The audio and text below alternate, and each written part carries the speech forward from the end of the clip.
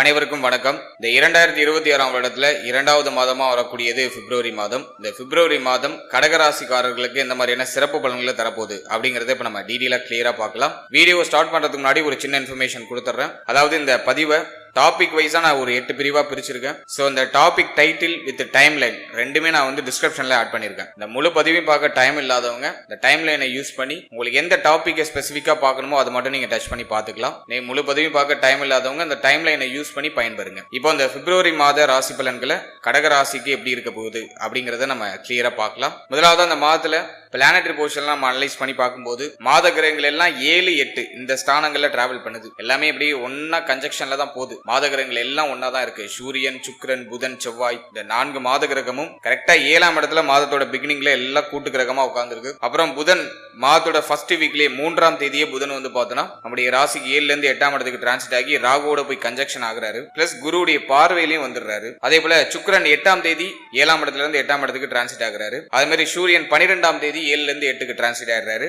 மாதத்தோட கடைசியில கரெக்டா 23ஆம் தேதி செவ்வாய் பகவான் நம்முடைய ராசிக்கு 7ல இருந்து 8ஆம் இடத்துக்கு டிரான்சிட் ஆகிறாரு. வருட கிரகங்களுடைய நிலையை பொறுத்த வரைக்கும் 2ஆம் இடத்துல கேது, 8ஆம் இடத்துல ராகு, பாக்கியத்துல சனி, விரயஸ்தானத்துல குரு வக்ரத்துல இருப்பாரு. சோ இதுதான் வந்து இந்த மாதத்துக்கான பிளானட்டரி பொசிஷன். இப்போ இந்த பிப்ரவரி மாத ராசி பலன்களை நம்ம டாபிக் வைஸா கிளியரா பார்க்கலாம். முதலாவதா உத்தியோகம் மற்றும் தொழில் சார்ந்த விஷயம் இந்த பிப்ரவரி மாதத்துல எப்படி இருக்க போகுது அப்படின்னு நம்ம அனலைஸ் பண்ணி பார்க்கும்போது இந்த மாதத்தை பொறுத்த வரைக்கும் சனியுடைய பார்வை 6ஆம் இடத்துல இருக்கும். இது வந்து உத்தியோகத்துல இருக்கிறவங்களுக்கு கொஞ்சம் பிரஷரான அமைப்பை கொடுக்கும். உத்தியோகத்துல ஒரு ஃப்ரீனஸ் இல்ல, ஏதோ கொஞ்சம் ஷெட்யூல் கொஞ்சம் டைட்டா போற மாதிரி ஃபீல் ஆகுது. ஒரு மாதிரி பரபரப்பா போயிட்டு இருக்கு, சுத்தமா டைமே இருக்க மாட்டேங்குது, ரொம்ப டயர்டா ஃபீல் ஆகுது, ஜாப்ல கொஞ்சம் பணிச்சுமை அதிகமா இருக்க மாதிரி ஃபீல் ஆகுது அப்படிங்கிற ஒரு ஃபீல்னஸ் கொடுக்கும். இது எதுவும் நெகட்டிவா இருக்கானா நெகட்டிவா இல்ல. ஹார்ட் ஒர்க் அதிகமா கொடுப்பீங்க, உடைய முயற்சிகள் அதிகமா இருக்கும். நீங்க வேலை பார்க்குற இடத்துல சக ஊழியர்களால பாராட்டப்படுவீங்க. இதெல்லாம் நான் வந்து உங்களுக்கு ஒரு பாசிட்டிவா பாக்குறேன். 7ஆம் இடத்துல மாத கிரகங்கள் எல்லாம் ஒன்னு சேர்ந்திருக்கு. எனவே இந்த மாதத்தை பொறுத்த வரைக்கும் உத்தியோக உயர்வு உண்டு. ரொம்ப நாளா நீ எதிர்பார்த்த ப்ரமோஷன் இந்த மாதத்துல கிடைக்கும். போன மாதமும் பாசிட்டிவா இருந்துச்சு, இந்த மாதமும் உங்களுக்கு ஆல்மோஸ்ட் ஃபேவரா தான் இருக்கு. குறிப்பா சொல்லணும்னா முதல் 15 நாள் உங்களுக்கு ரொம்ப ஃபேவரா இருக்கு. 15ஆம் தேதிக்கு பிறகு எல்லா கிரகமும் 8ஆம் இடத்துக்கு டிரான்சிட் ஆகுது. எனவே முதல் 15 நாள் உடைய உத்தியோகம் தொழில் சார்ந்த விஷயத்துல ரொம்ப ஃபேவரான ஒரு அமைப்பு உண்டு. எதையும் பெருசா குழப்ப அமைப்போ தடை அமைப்போ இல்ல. அடுத்த தொழில் சார்ந்த விஷயங்களை பொறுத்த வரைக்கும் இந்த மாதத்துல நிறைய பேருக்கு கூட்டு தொழில் சிந்தனை வரதுக்கு வாய்ப்பு இருக்கு. பார்ட்னர்ஷிப்ல பிசினஸ் பண்ணுவோம், பார்ட்னர்ஷிப்ல இன்வெஸ்ட் பண்ணுவோம் அப்படிங்கிற சிந்தனை வரும். ஆல்ரெடி நீங்க பார்ட்னர்ஷிப்ல பிசினஸ் பண்ணிட்டு இருக்கீங்கன்னா மாதத்தோட ஃபர்ஸ்ட் ஹாஃப் உங்களுக்கு ஃபேவரா எடுத்துட்டு போயிடும். ஆனா செகண்ட் ஹாஃப்ல கொஞ்சம் கவனமா இருக்கணும். அதே போல இந்த மாதத்தை பொறுத்த வரைக்கும் தொழில் கூட்டாளிகளோட சின்ன சின்ன வாக்குவாதங்கள், சின்ன சின்ன கருத்து போராட்டங்கள்லாம் வந்துட்டு போகலாம். அதெல்லாம் உங்களுடைய வார்த்தைகள் நிதானம் தேவை. அதே மாதிரி பிசினஸ் பொறுத்த வரைக்கும் நீங்க வந்து சுயமா தொழில் பண்றீங்கன்னா அந்த மாதத்துல ஒரு ஏற்றம் உண்டு. ஆனா செகண்ட் ஹாஃப்ல ரொம்ப கேர்ஃபுல்லா இருக்கணும். மாதத்தோட செகண்ட் ஹாஃப் அதாவது வந்து 15ஆம் தேதிக்கு பிறகு தொழில ரொம்ப கவனமா இருக்கணும். ஏன்னா வந்து மாத கிரகங்கள் எல்லாம் 8ஆம் இடத்தை போய் ஆக்குபை பண்ணுது. 8ஆம் இடம் இயங்கும் போது தொழில தடை அமைப்பு, தொழில நஷ்ட அமைப்பு, தொழிலால ஒரு மாதிரி மன உளைச்சல் இதெல்லாம் வந்துட்டு போகலாம். தொழிலை தொடர முடியாத அளவுக்கு ஏதாச்சும் தடை வந்துட்டு போறது வாய்ப்பு இருக்கு. எனவே 15ஆம் தேதிக்கு பிறகு தொழில் சார்ந்த விஷயங்கள்ல கவனம் தேவை. ஆனா ஃபர்ஸ்ட் ஹாஃப் உங்களுக்கு ரொம்ப ஃபேவரா இருக்கு. தொழில ஏற்றம் உண்டு, முன்னேற்றம் உண்டு, ஒரு நல்ல தனலாபம் கிடைக்கும். இதெல்லாம் நம்ம வந்து ஒரு பாசிட்டிவா எடுத்துக்கிறோம். இந்த மாதத்தை பொறுத்த வரைக்கும் தொழில் உத்தியோகத்துல மாதத்தோட ஃபர்ஸ்ட் ஹாஃபும் உங்களுக்கு ஃபேவரா எடுத்துட்டு போயிடும். 15ஆம் தேதிக்கு பிறகு தொழில் உத்தியோகம் இதுல கொஞ்சம் சிரம அமைப்பு இருக்கும். ஒரு சிலருக்கு இடமாற்றம் உருவாக வாய்ப்பு இருக்கு. தொழில் உத்தியோகத்துல சின்ன சின்ன தடை அமைப்பு, தாமத அமைப்பு வந்துட்டு போகும். செகண்ட் ஹாஃப்ல 15ஆம் தேதிக்கு பிறகு சற்று கவனமா இருக்கணும்.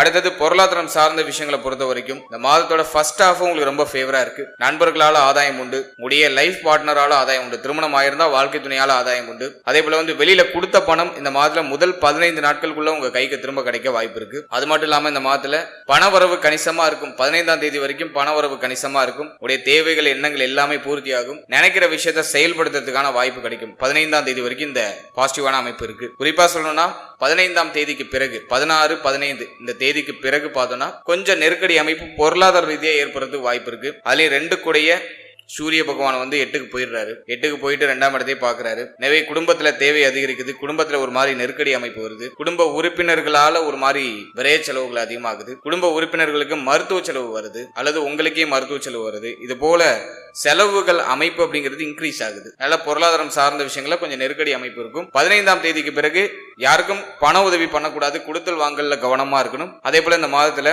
பூர்வீக சொத்து, பணம் கொடுத்தல் வாங்கல், இது சார்ந்த விஷயங்கள் எல்லாம் குழப்ப அமைப்புகள் வந்துட்டு போக வாய்ப்பு இருக்கு. இதுல எல்லாம் கொஞ்சம் கவனமா இருக்கணும். ஏன்னா பொருளாதாரம் நம்ம அனலைஸ் பண்ணி பார்த்தோம்னா ஃபர்ஸ்ட் ஹாஃப் உங்களுக்கு ஃபேவரா இருக்கு, ஓரளவுக்கு பாசிட்டிவா எடுத்துட்டு வந்துருது. செகண்ட் ஹாஃப்ல மாத கிரகங்கள்லாம் அஷ்டமத்துல போய் மாற்றுறதுனால கொஞ்சம் சிரம அமைப்பு இருக்கும், தடை அமைப்பு இருக்கும், உங்களுக்கு வர வேண்டிய பணத்துல கொஞ்சம் தாமத அமைப்பு இருக்கும். அதனால இந்த மாதத்துல கொஞ்சம் பொருளாதாரம் சார்ந்த விஷயங்கள்லாம் கொஞ்சம் ஷெட்யூல் பண்ணிக்கிறது ரொம்ப சிறப்பு.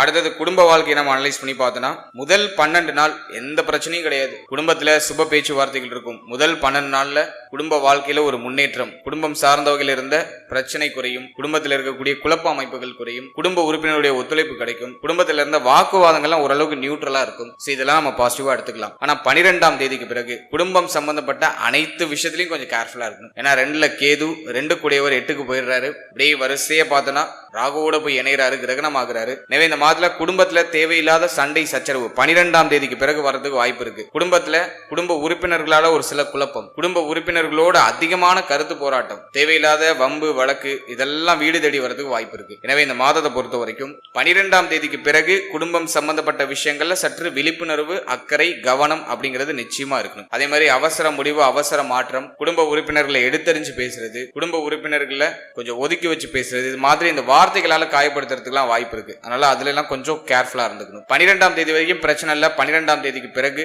குடும்பம், குடும்ப வாழ்க்கை, இதுல எல்லாம் சற்று அக்கறை, கவனம் எடுத்துக்க வேண்டியது அவசியம். அடுத்தது இந்த மாதத்தை பொறுத்த வரைக்கும் நம்ம திருமண முயற்சி, திருமண வாழ்க்கை அனலைஸ் பண்ணி பார்த்தோம்னா திருமண முயற்சியில முதல் 17 நாட்கள்ல நீங்க ஒரு சுப செய்தியை எதிர்பார்க்கலாம். ஸோ ஓரளவுக்கு பாசிட்டிவா இருக்கு. திருமண முயற்சிகள் வெற்றியை கொடுக்கக்கூடிய ஒரு மாதம் தான். திருமண முயற்சிகளை தொடரலாம். முதல் 17 நாட்கள்ல உங்களுக்கு ஒரு பாசிட்டிவ் ரிசல்ட் உண்டு. ஏன்னா 7ஆம் இடத்துல செவ்வாய் வந்து உச்சமாயிடுவார். செவ்வாய் வந்து பார்த்தோம்னா நமக்கு 5ஆம் அதிபதி, அவர் 7ல வந்து உச்சமாயிடுவாரு. எனவே திருமண முயற்சிகள்ல முதல் 17 நாட்கள்ல நீங்க பாசிட்டிவ் ரிசல்ட் எதிர்பார்க்கலாம். திருமண முயற்சிகளை தொடரலாம். காதல் உறவை திருமண உறவா கன்வெர்ட் பண்றதுக்கு ட்ரை பண்றீங்கன்னா அதுக்கு இது ஃபேவரான நேரம். ட்ரை பண்ணலாம். இந்த மாதத்தோட பிகினிங்கே உங்களுக்கு அதுக்கு ஃபேவரா இருக்கு. முதல் 17 நாட்கள்ல அந்த பிளானிங் வச்சுக்கோங்க. இருப்பினும் 2ல கேது இருக்கிறதுனால குடும்ப உறுப்பினர்கள்லாம் ஒரு மாதிரி குழப்ப அமைப்பு, குழப்பத்தை பண்ணுவாங்க. பட் அது உங்களுக்கு பெருசா அஃபெக்ட் ஆகாது. 17ஆம் தேதிக்கு பிறகு காதல் வாழ்க்கை, திருமண முயற்சி, திருமண வாழ்க்கை, இதுல எல்லாம் சற்று கவனமா இருக்கும். 17ஆம் தேதி வரைக்கும் உங்களுக்கு ஃபேவரா இருக்கு. திருமண முயற்சிக்கு ஃபேவரா இருக்கு. காதல் உறவை திருமண உறவா கன்வெர்ட் பண்றதுக்கு ஃபேவரா இருக்கு. ஆனா 17ஆம் தேதிக்கு பிறகு சற்று கவனம் தேவை. அடுத்தது நம்ம பாக்குறது திருமண வாழ்க்கை. திருமண வாழ்க்கையை பொறுத்த வரைக்கும் மாதத்தோட ஃபர்ஸ்ட் ஹாஃப் உங்களுக்கு ரொம்ப ஃபேவரா இருக்கு. வாழ்க்கை துணையால ஆதாயம் உண்டு. வாழ்க்கை துணையோட இருந்து வந்த கருத்து போராட்ட பிரச்சனைகளா குறையும். இருப்பினும் வாழ்க்கை துணைக்கு கோப உணர்வு அதிகமா வரதுக்கு வாய்ப்பு இருக்கு. சோ அதுல கொஞ்சம் கவனமா இருக்கணும். மேலும் வாழ்க்கை துணையுடைய தேக ஆரோக்கியத்துல சற்று அக்கறை எடுத்துக்கணும். இது ரெண்டு மட்டும் நம்ம பராமரிச்சுட்டா போதும். மற்றபடி இந்த மாதத்துல வாழ்க்கை துணை சார்ந்த விஷயங்கள்ல மேஜரா இந்த ட்ரபிளும் உங்களுக்கு இருக்காது. வாழ்க்கை துணையுடைய எண்ணங்களையும் ஆசைகளையும் இந்த மாதத்துல பூர்த்தி செய்வீங்க. சோ அதுக்கு இந்த மாதம் வந்து ரொம்ப ஃபேவரா இருக்கு. அடுத்தது குழந்தை பாக்கியம், பிள்ளைகள் சம்பந்தப்பட்ட விஷயம். இதெல்லாம் நம்ம அனலைஸ் பண்ணி பார்க்கும்போது 5ஆம் அதிபதியாக வரக்கூடிய செவ்வாய் அவர் 7ஆம் இடத்துல இருக்காரு. மாதத்தோட ஃபர்ஸ்ட் ஹாஃப் உங்களுக்கு ரொம்ப ஃபேவரா இருக்கு. முதல் ஒரு 23 நாட்கள் குழந்தை பாக்கியத்துக்கு ஒரு ஃபேவரான ஒரு ரிசல்ட் கொடுக்கக்கூடிய மாதமா நான் பாக்குறேன். முதல் 23 நாட்கள்ல குழந்தை பாக்கியத்துக்கு முயற்சி பண்றீங்கன்னா சுப செய்தி கிடைச்சிடும். தாராளமா ட்ரை பண்ணலாம். சுப செய்தி உண்டு. அடுத்த பிள்ளைகள் சார்ந்த வகையில் இருந்த குழப்பம், குளறுபடி எல்லாம் நிவர்த்தி ஆகும். பிள்ளைகளால் ஏற்பட்ட மன உளைச்சல் சரியாகும். பிள்ளைகளுக்கு சுப விசேஷம், சுப மாற்றம் சார்ந்த பேச்சுவார்த்தைகள் குடும்பத்தில் நடக்கும். அந்த ஐடியாலஜி ஏதாச்சும் இருக்குன்னா அதை இந்த மாதத்துல செயல்படுத்தலாம். ஒரு பாசிட்டிவ் ரிசல்ட் உண்டு. அதே போல இந்த மாதத்துல 23ஆம் தேதிக்கு பிறகு பிள்ளைகளுடைய தேக ஆரோக்கியம், சின்ன பசங்களா இருக்காங்கன்னா அவங்களுடைய ஹெல்த், அவங்களுடைய படிப்பு, இதெல்லாம் கொஞ்சம் கவனமா இருக்கணும். கொஞ்சம் ஒரு மாதிரி ட்ரபிள் கொடுக்குற மாதிரி ஃபீல் ஆகும் 23ஆம் தேதிக்கு பிறகு. அது வரைக்கும் எந்த பிரச்சனையும் கிடையாது. உங்களுக்கு பாசிட்டிவான ரிசல்ட் கொடுக்குற அமைப்புல தான் செவ்வாய் டிராவல் பண்றாரு.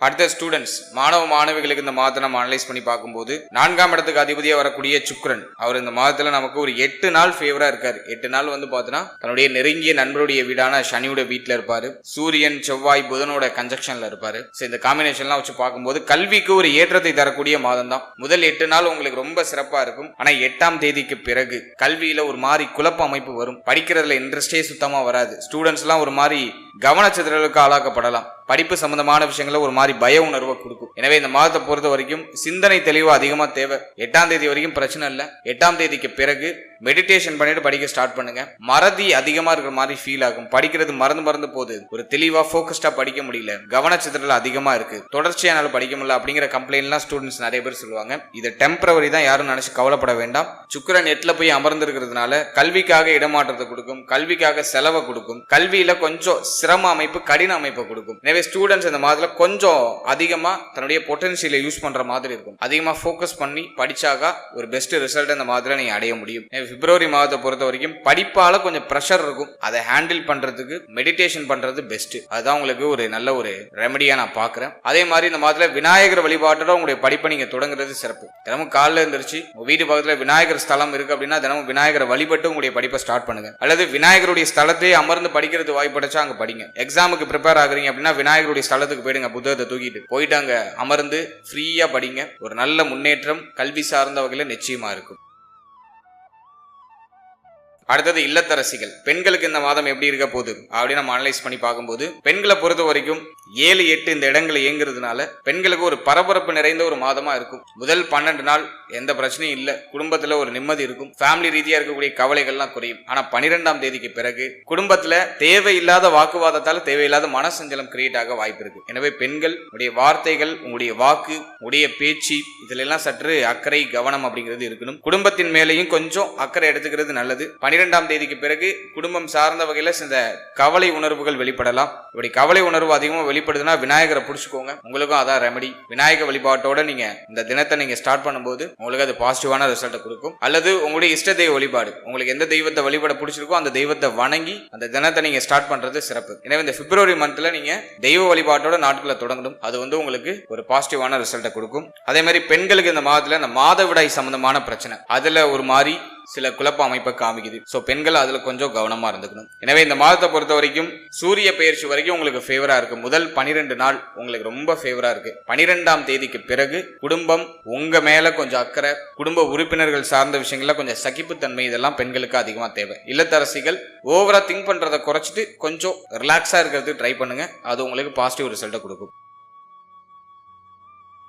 அடுத்தது தேக ஆரோக்கியம் இந்த மாதத்துல எப்படி இருக்க போகுது அப்படின்னு நம்ம அனலைஸ் பண்ணி பார்த்தோம்னா, கடகராசிக்காரர்கள் இந்த பிப்ரவரி மாதத்துல அதிகமா போக்கஸ் பண்ண வேண்டியது தேக ஆரோக்கியத்துல தான். ஏன்னா அஷ்டமஸ்தானம் பவர்ஃபுல்லா ஆக்டிவ் ஆகுது. இது என்ன பண்ணும்னா நிறைய அலைச்சலை கொடுத்துரும், தேவையில்லாத அலைச்சல் அதிகமா கொடுத்துரும், அதுல ஹெல்த் ரொம்ப டயர்ட் ஆயிடும். அதே மாதிரி உணவுல ரொம்ப கவனமா இருக்கணும். இந்த மாதத்துல நிறைய பேருக்கு இந்த ஃபுட் பாய்சனிங் அப்படிங்கிற பிரச்சனை வரதுக்கு வாய்ப்பு இருக்கு. வெளியிடங்கள்ல சாப்பிட்றத தயவு செஞ்சு அவாய்ட் பண்ணிக்கோங்க. இந்த மாதத்துல, இந்த பிப்ரவரி மாதத்துல உணவு சம்பந்தப்பட்ட விஷயம், உணவு பழக்கம் சார்ந்த விஷயம், இதுல எல்லாம் சற்று அக்கறை தேவை. அதிகமா இரவு நேரங்கள்ல இந்த பயணம் செய்யறத கொஞ்சம் அவாய்ட் பண்ணிக்கோங்க. இதெல்லாம் இந்த மாதத்துல நீங்க மெயினா பராமரிக்க வேண்டிய ஒரு விஷயம். ஏன் அப்படின்னா அஷ்டமஸ்தானம் ஆக்டிவ் ஆகும்போது உணவு, அதே மாதிரி அடிக்கடி பாம்பு தொந்தரவு, வீட்டுல அடிக்கடி பாம்பு வருது, சாப்பாடுலாம் கரெக்டா மூடி வைங்க, டக்குன்னு பள்ளி அதுல விழுறதுக்கு வாய்ப்பு இருக்கு. உணவே விஷமா மாறுறது, நல்ல சாப்பாடுலாம் இறுக்கமா மூடி வச்சிருங்க. அதே மாதிரி அடிக்கடி இந்த மாதத்துல நீங்க பாம்பை பார்ப்பீங்க, கண்ணுல அடிக்கடி பாம்பு, விஷ ஜந்துக்கள் அதிகமா கண்ணுல தென்பட்டுக்கிட்டே இருக்கும். வீட்டை அடிக்கடி சுத்தம் பண்ணிக்கிட்டே இருக்கிறது சிறப்பு. இந்த மாதம் பிப்ரவரி மந்தை பொறுத்த வரைக்கும் வீட்டை அடிக்கடி சுத்தம் பண்ணிக்கிட்டே இருக்கணும். அல்லது வீட்டுல பாம்பு தொந்தரவு அப்படி இல்லைன்னா விஷ ஜந்துக்களுடைய தொந்தரவு, அந்த தேளு, பூரான் இது போன்ற விஷ ஜந்துக்களுடைய தொந்தரவு இருக்கிறது வாய்ப்பு இருக்கு. அதே மாதிரி தேவையில்லாத சிந்தனை, தேவையில்லாத மன கஷ்டம், தேவையில்லாத குழப்பம், இது உங்க மூளையை ஆக்குப்பை பண்ணி உங்களை ஒரு மாதிரி இறுக்கமா பிடிக்கிற மாதிரி ஒரு ஃபீல்னஸ் கொடுக்கும். இது 12ஆம் தேதிக்கு பிறகு, பிப்ரவரி மாதத்துல 12ஆம் தேதிக்கு பிறகு ஓவர் திங்கிங்லாம் கொஞ்சம் அவாய்ட் பண்ணிக்கிறது நல்லது. டயத்துக்கு சாப்பிட்டுட்டு டயத்துக்கு தூங்குங்க, அதுதான் உங்களுக்கு பெஸ்ட் ரெமெடி. இந்த மாதத்துல கம்ப்ளீட்டா எல்லாரும் மெடிடேஷன் பண்ணிடணும். அதே மாதிரி இந்த மாதத்துல தெய்வ வழிபாட்டோட நாட்களை நீங்க எடுத்துட்டு போறது ரொம்ப சிறப்பு. முடிஞ்சவங்க குலதெய்வ வழிபாட்டை மேற்கொள்ளுங்க, அதுல உங்களுக்கு பாசிட்டிவ் ரிசல்ட் கிடைக்கும். மேலும் இந்த பிப்ரவரி மாதத்துல உங்க ஹெல்த்ல கொஞ்சம் கூடுதலா அக்கறை எடுத்துக்க வேண்டியது அவசியம். நிறைய பேருக்கு வயிறு சம்பந்தமான உபாதை, செரிமான கோளாறு, கழிவு நீக்க உறுப்புகள் ஏதாச்சும் பிரச்சனை வந்துட்டு போறது, சூட்டால வரக்கூடிய பிரச்சனை, உஷ்ணத்தால் ஏற்படக்கூடிய உடல் உபாதைகள், அதே மாதிரி ஒரு சிலருக்கு இம்யூனிட்டி பவர் கொஞ்சம் குறைவாகும். அதனால இந்த அடிக்கடி ஃபீவர் வருது, அடிக்கடி சளி பிடிச்சிக்கிறது, சளி தொந்தரவு அடிக்கடி வருது, இதெல்லாம் இந்த மாதத்துல அதிகபட்சமா வாய்ப்பு இருக்கு. ஒரு சிலருக்கு இந்த கண்ணு பல்லு உபாதைகள் வந்துட்டு போகலாம், அதுல கொஞ்சம் கவனமா இருக்கணும். போன மாசத்துலயே அந்த அமைப்பு இருந்துச்சு, இந்த மாசத்துலயும் அது கண்டினியூ ஆக வாய்ப்பு இருக்கு. குறிப்பா 12ஆம் தேதிக்கு பிறகு கண்ணு பல்லு இது சம்பந்தமான விஷயங்கள்ல கொஞ்சம் கவனமா இருக்கணும். அதே மாதிரி ஏதாச்சும் கொஞ்சம் ஹெவியான ஆயுதங்களை யூஸ் பண்றீங்க அப்படின்னா கொஞ்சம் சேஃபா இருங்க. ஏதாச்சும் சின்ன சின்ன காயங்கள் ஏற்பட்டு நீங்கெல்லாம் வாய்ப்பு இருக்கு, ரத்த காயங்கள் ஏற்படுறது வாய்ப்பு இருக்கு. பயமுறுத்துறதுக்காக சொல்ல கொஞ்சம் சேஃபா இருக்கணும் அப்படிங்கிறதுக்காக நான் சொல்றேன். அதெல்லாம் ஏதாச்சும் கொஞ்சம் ஹெவியான ஆயுதங்கள்லாம் யூஸ் பண்றீங்க அப்படின்னாக்கா அதுல எல்லாம் கொஞ்சம் சேஃபா டிராவல் பண்றது ரொம்ப நல்லது. அதே மாதிரி இந்த பிப்ரவரி மாதத்துல சந்திராஷ்டம தினங்கள் என்னைக்கு அப்படின்னு நம்ம பார்க்கும்போது 17, 18, 19 இந்த பிப்ரவரி மந்த்ல 17ஆம் தேதி, 18ஆம் தேதி, 19ஆம் தேதி இந்த தினங்கள் வந்து உங்களுக்கு சந்திராஷ்டம தினமா வருது. இந்த 17, 18, 19 தினத்துல முக்கிய முடிவுகள், முக்கிய மாற்றங்கள், புதிய முயற்சிகளை கொஞ்சம் அவாய்ட் பண்ணிக்கிறது நல்லது. அதே மாதிரி இந்த சந்திராஷ்டம தினத்துல தேவையில்லாத மனசஞ்சலங்கள் வந்துட்டு போகலாம். நீங்க இந்த மாதம் முழுக்க உங்களால மெடிடேஷன் பண்ண முடியலன்னா இந்த 17, 18, 19 இந்த தினத்துல மெடிடேஷன் பண்ணிடுறது பெட்டர். ஒரு பாசிட்டிவ் வைப்ரேஷனை குடிக்கும். முடிஞ்சவங்க உங்க வீட்டுக்கு பக்கத்துல இருக்க சிவாலயம் போயிடுங்க, அல்லது உங்களுடைய இஷ்ட தெய்வ வழிபாடு, உங்களுக்கு எந்த தெய்வத்தை வணங்குறதுக்கு பிடிச்சிருக்கோ அந்த தெய்வத்துடைய ஸ்தலத்துக்கு போயிடுங்க. போயிட்டு இறைவனை மனதார உருகி வழிபட்டு வரும்போது மன சஞ்சலங்கள்லாம் குறைய ஆரம்பிக்கும். உங்களுக்கு இருக்கக்கூடிய தடை அமைப்புகள் விலகி ஒரு புதிய பாதை அப்படிங்கிறது பிறக்க ஆரம்பிக்கும். ஓவராலா இந்த பிப்ரவரி மாதத்தை பொறுத்த வரைக்கும் மெயினான வார்னிங், மற்ற விஷயம்லாம் கூட நமக்கு எதுவும் பிரச்சனை இல்லை, எல்லாத்தையும் நம்ம சமாளிச்சிருவோம். கடகம் அப்படின்னாலே ஒரு அன்புக்கு பெயர் போனவர்கள், இலகிய மனம் கொண்டவர்கள். இவங்க வந்து யாருக்காச்சும் உதவி செய்ய போய் தான் பிரச்சனைல மாட்டிப்பாங்களே தவிர வாண்டடா பிரச்சனை எதுவும் தேடி வராது. சமுதாயத்துல ஒரு நல் மதிப்பு, மக்களால மதிக்கக்கூடிய இடத்துல இருப்பாங்க. கடகராசியை சேர்ந்தவங்க எல்லாருமே பொதுவா பார்த்தோன்னா இந்த ஒரு குணாதிசயம் இருக்கும். மற்றவங்களால மதிக்கப்படக்கூடிய சூழ்நிலையில கடகராசியை சேர்ந்தவங்க எல்லாரும் இருப்பாங்க. கடகராசி, கடக லக்னம் இதெல்லாம் வந்து உங்களுக்கு பொருந்தும். இலகிய மனம் அதிகமா இருக்கும் அப்படிங்கறதுனால, தாய்மை குணம் அதிகமா இருக்கும் அப்படிங்கறதுனால மத்தவங்களுக்கு உதவி செய்ய போய் மாட்டிப்பாங்க. சோ அதெல்லாம் அந்த மாதத்துல கொஞ்சம் அவாய்ட் பண்ணிக்கோங்க. நீங்க உங்க வேலை உண்டுன்னு இருந்துக்கணும். இதுல ரொம்ப முக்கியமா உங்க ஹெல்த், அதுதான் நான் மெயின் வார்னிங் கொடுத்துருக்கேன். அஷ்டமஸ்தானம் ஹெவியா ஆக்டிவ் ஆகுது. எனவே இந்த மாதத்துல உங்க ஹெல்த்ல கொஞ்சம் எக்ஸ்ட்ரா கேர் எடுத்துக்க வேண்டியது அவசியம். இல்ல அவயோக தசை நடக்குதுன்னா உடல் ஆரோக்கியத்தை கண்டிப்பா பாதிக்குது. யோக தசை நடக்குதுன்னா பெருசா பிரச்சனை எல்லாம், முயற்சி தடை மட்டும் அப்படியே மேலோட்டமா வந்துட்டு போகும். மேலும் இந்த மாதத்துல பூர்வீக சொத்து, காதல் உறவு, ஜாமீன் கையெழுத்து போடுறது இதுல எல்லாம் கொஞ்சம் கவனமா இருக்கணும். தேவையில்லாத வம்பு வழக்கு, நீங்க சும்மா ஃப்ரீயா போனாலும் தேவையில்லாத பிரச்சனைல உங்களை இழுத்து விடுறதுலாம் வாய்ப்பு இருக்கு. அதனால கொஞ்சம் சேஃபா ஜேர்னி பண்றது நல்லது. பயமுறுத்துறதுக்காக சொல்ல, அஷ்டமஸ்தானத்துல மாத கிரகங்கள் எல்லாம் போய் ஆக்குபை பண்ணுது. கரெக்டா 23ஆம் தேதியில எல்லாம் இந்த 4 கிரகமும் வந்து ஒன்னா கன்ஜெக்ஷன் ஆயிடும். அது ஒரு மாதிரி கொஞ்சம் கலவையான அமைப்பை கொடுக்கறதுக்கு வாய்ப்பு அதிகபட்சமா இருக்கு. இருப்பினும் குரு பார்வையில தான் இருக்கு, எல்லாத்துக்கும் ஒரு நிவர்த்தி வந்துடும். ஆனா மன சஞ்சலத்தோட அந்த நிவர்த்தி கிடைக்கும், அவ்வளவுதான். எனவே கொஞ்சம் சேஃபா ஜேர்னி பண்றது இந்த பிப்ரவரி மந்த்ல நமக்கு இன்னும் கூடுதல் சிறப்பான ஒரு நற்பலன்களை பெற்றுக் கொடுக்கும். வாழ்த்துக்கள். இப்போ நீங்க இது வரைக்கும் பார்த்தது ஒரு பொதுவான கோச்சார பலன். இது உங்களுடைய ஜனனகால ஜாதகத்தில் இருக்கக்கூடிய கிரக நிலைகள், தசா புக்தி அந்தரம் இதை பொறுத்து சற்று மாறுபடும். எனவே 100% பலன்களை உறுதிப்படுத்திக்கிறதுக்கு உங்களுடைய ஜனனகால ஜாதகத்துல கிரக நிலைகள் எப்படி இருக்கு, உங்க லக்னத்துக்கு யோகருடைய தசை நடக்குதா, அவயோகருடைய தசை நடக்குதா அப்படிங்கறதெல்லாம் கொஞ்சம் அனலைஸ் பண்ணி, பாதகாதிபதி மாரகாதிபதி தசை புத்திகள் ஏதாச்சும் கிராஸ் ஆகுதா இதெல்லாம் பார்த்து, அதோட இந்த கோச்சாரத்தை நம்ம சூப்பர் கம்போஸ் பண்ணி பார்க்கும்போது இன்னும் நமக்கு ஒரு தெளிவான ஒரு கிளாரிட்டி அப்படிங்கிறது கிடைக்கும். எனவே இந்த பலன்கள் ஒரு 30% உங்களுக்கு பொருந்தி வந்தாலே பெரிய விஷயம். 100% பலன்களுக்கு உங்களுடைய ஜனனகால ஜாதகத்தையும் இந்த கோச்சாரத்தையும் சூப்பர் கம்போஸ் பண்ணும்போது ஒரு தெளிவு உங்களுக்கு கிடைக்கும். மேலும் நம்முடைய சேனல்ல இதுக்கு முன்னாடி புத்தாண்டு சிறப்பு பலன்கள்லாம் ராசிக்கும் நட்சத்திரத்துக்கும் ரெண்டுக்குமே கிளியரா ரிலீஸ் பண்ணிருக்கோம். ஸோ அந்த பதிவுக்கான லிங்க் நான் டிஸ்கிரிப்ஷன்ல கொடுக்குறேன். டைம் இருக்கும்போது செக் பண்ணி பாருங்க. அந்த பிளேலிஸ்ட் கொடுக்குறேன், டைம் இருக்கும்போது அதையும் செக் பண்ணி பாருங்க. அதுலயும் உங்களுக்கு ஒரு கிளாரிட்டி கிடைக்கும். அதே போல நம்முடைய சேனல்ல 12 ராசி, 12 லக்னம், 27 நட்சத்திரம் இதுக்கான ஜெனரல் பிரெடிக்ஷன் அப்படிங்கிறது கொடுத்துருக்கோம். உங்களை பற்றிய, உங்களுடைய வாழ்க்கை பற்றிய ஒரு தெளிவு புரிதல் அந்த பதிவின் அடிப்படையில் உங்களுக்கு கிடைக்கும். ஸோ டைம் இருக்கும்போது அதையும் செக் பண்ணி பாருங்க. அந்த வீடியோக்கான லிங்க் எல்லாம் டிஸ்கிரிப்ஷன்ல இருக்கு. மேலும் நம்ம சேனலை நீங்க என்ன சப்ஸ்கிரைப் பண்ணலைன்னா மறக்காம சப்ஸ்கிரைப் பண்ணிக்கோங்க. அப்படியே பக்கத்தில் இருக்க பெல் சிம்பிளை கிளிக் பண்ணி நோட்டிபிகேஷன் ஆன் பண்ணி வச்சுக்கோங்க. அப்பதான் நாங்க போற இது போல இன்ஃபர்மேட்டிவான வீடியோக்கள் உங்களுக்கு உடனுக்குடன் நோட்டிபிகேஷனாக கிடைக்கும். வீடியோ பிடிச்சிருந்தா ஒரு லைக் பண்ணுங்க, உங்க ஃபேமிலி அண்ட் ஃப்ரெண்ட்ஸ் கூட ஷேர் பண்ணிக்கோங்க. மீண்டும் ஒரு புதிய பதிவோடு உங்களை சந்திக்கிறேன். அது வரைக்கும் very limited time, so be cool, stay happy, stay healthy and enjoy. வாழ்த்துக்கள். நன்றி.